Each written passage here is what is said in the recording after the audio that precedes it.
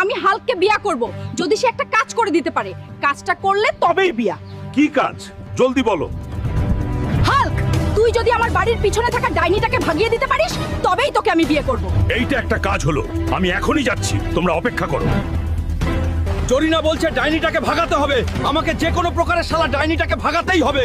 আমি এখনই যাচ্ছি, আজকেই বিয়ে ফাইনাল করব। আমার বিয়ে বানিয়ে আর হবে না রে। বাপ রে বাপ, কি ভয়ঙ্কর জায়গা রে ভাই। আগে যাই, দেখা যাক কি হয়। তুই এখানে কেন এসেছিস রে হাল্ক? মরতে নাকি? ওই ডাইনি, এখান থেকে তোকে দাঁড়িয়ে দেওয়ার জন্য এসেছি রে।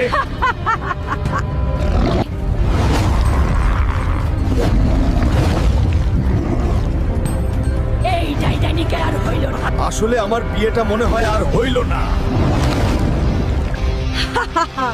এবার বুঝলি তো আমার পাওয়ার কি?